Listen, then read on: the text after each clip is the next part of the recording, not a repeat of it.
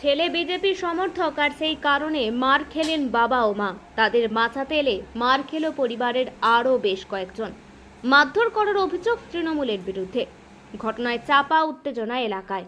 ঘটনা আরামবাগের মাধবপুর পঞ্চায়েতের উত্তরপাড়া এলাকার। ভোট গণনার পর থেকে দফায় দফায় উত্তপ্ত হয়ে উঠছে আরামবাগ। বুধবার রাতে ফের রাজনৈতিক সন্ত্রাসের সাক্ষী থাকলো আরামবাগের উত্তরপাড়া এলাকা। ছেলে বিজেপি করার অপরাধে দুষ্কৃতীদের হাতে মার খেলেন বাবা ও মা। আহতদের নাম শ্রীমন্ত পাত্র, তার স্ত্রী তনুশ্রী পাত্র। তাদের অভিযোগ, বুধবার রাতে তাদের দোকান বন্ধ করে বাড়িতে বসেছিলেন। এরপর তাদের ওপর চড়াও হয় তৃণমূলের দুষ্কৃতীরা। প্রথমে তাদেরকে অকথ্য ভাষায় গালিগালাজ শুরু করে, এরপরে বেধড়ক মারধর শুরু করে বলেই অভিযোগ। তাদের ছাড়াতে এলে তাদের পরিবারের বেশ কয়েকজনকে মারধর করা হয় বলে অভিযোগ। আহতদের রাতেই প্রাথমিক চিকিৎসা করানো হলেও আহত বিজেপির সমর্থকের মা বাবাকে চিকিৎসার জন্য আরামবাগ মেডিকেল কলেজে নিয়ে আসা হয়। অভিযোগের তীর তৃণমূলের বিরুদ্ধে উঠলে অভিযোগ অস্বীকার তৃণমূলের। স্থানীয় তৃণমূল সভাপতির পাল্টা অভিযোগ, তাদের কর্মীকেই রাতে মারধর। তো আমরা বাড়ি ফিরছিলাম দোকান থেকে। আমরা মাত্র একটু চায়ের দোকানে থাকি। এর আগের ইলেকশনে বম ফেলেছিল তৃণমূলের ছেলেরা। হ্যাঁ, সে বাড়ি আমি মরে যেতাম। আবার এবারে রাস্তায় ফেলে দুজনকে মেরেছে।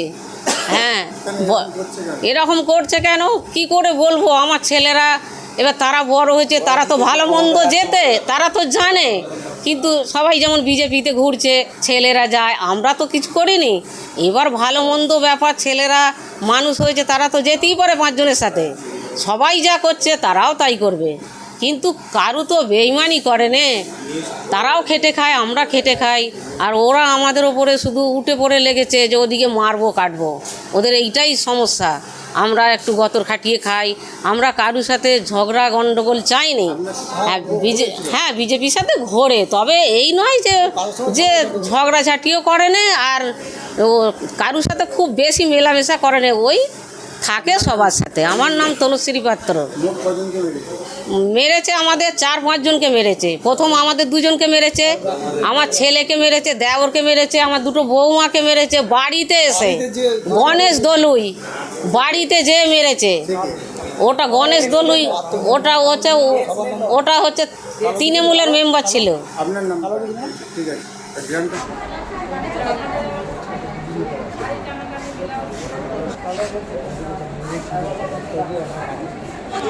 হয়ে যাবে এটা কি মানে ওরা মানে আমরা নয় বিজেপি করুন, ওরা তৃণমূল করুন, মানে গোটা পাড়ার লোকের পার্টি, আমাদের পাড়ার মানে আমাদের বাড়ি বাড়ি ঝামেলাটা হয়, মানে পলিসি ঝামেলাটা হয়। ওরা হয়ে গেছে ওরা আচমকা বাড়ি থেকে বলছে বাড়ি থেকে বেরিয়ে আসুন, বাড়ি থেকে বেরিয়ে আসুন। দেখুন, গতকাল রাত্রে তৃণমূল কংগ্রেস আশ্রিত দুষ্কৃতী, যেটা মাধবপুর অঞ্চলের আমিরবাটি উত্তরপাড়ায় ঘটেছে। রাতের অন্ধকারে ঘটনাটা ওরা ঘটিয়েছে। ভদ্রলোক, বয়স্ক ভদ্রলোক, যাকে দেখে এলাম শ্রীমন্ত পাত্র এবং তার স্ত্রী তনুশ্রী পাত্র, তারা দুজনে চায়ের দোকান বন্ধ করে বাড়িতে এসে বসেছিলেন।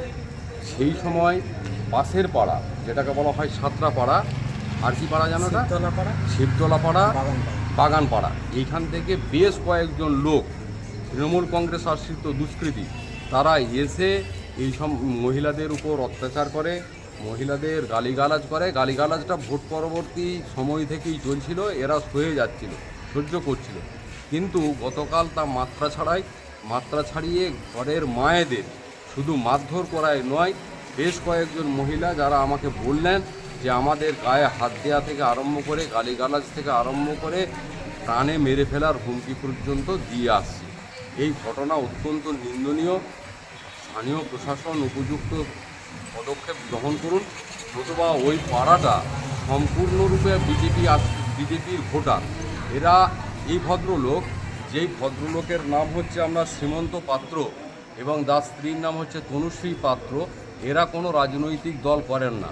এর ছেলে রাজনৈতিক দলে ভারতীয় জনতা পার্টির সমর্থক। এই ভারতীয় জনতা পার্টি ছেলে করে বলে মা বাবাকে মারধর করলো, এবং আক্রোশটা অনেক দিন ধরেই আসে, যেটা হচ্ছে যে এরা ভারতীয় জনতা পার্টিকে ভোট দিয়েছে, বুথ জিতিয়েছে। সেই কারণেই এটা পরিকল্পিতভাবে তৃণমূল কংগ্রেসের দুষ্কৃতীদের দ্বারা আক্রমণ। মোট কজনকে মারধর করেছে আপনাদের? আমাদের 4 জন মহিলা যারা আমাকে বললেন, যাদের এই যে যারা আসছে, এই 4 জন মহিলা যাদেরকে গালিগালাজ করেছে, ঠেলাঠেলি করেছে, ধাক্কাধাক্কি করেছে, তাদের মধ্যে বয়স্ক লোক যার অ্যাজমা রুগী যিনি ভর্তি রয়েছেন, শ্রীমন্ত পাত্র তিনি ভর্তি হয়েছেন, তার স্ত্রী যার নাম হচ্ছে তনুশ্রী পাত্র তিনি ভর্তি রয়েছেন। এই 2 জন ভর্তি রয়েছেন। তাছাড়া এই সমস্ত মায়েদের গালিগালাজ করা হয়েছে এবং ধাক্কাধাক্কি কতজন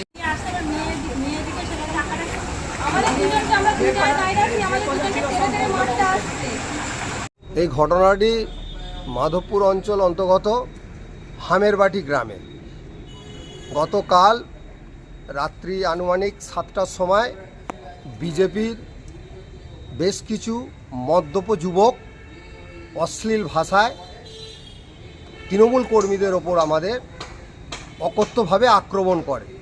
এই মদ্যপ ছেলেরা বিজেপি আশ্রিত, এরা এই বুথে, এই মাধবপুর পঞ্চায়েত অন্তর্গত হামেরবাটি এবং যোদ্রম বুথে আসন্ন লোকসভা ভোটে বিজেপি পরাজিত হয়।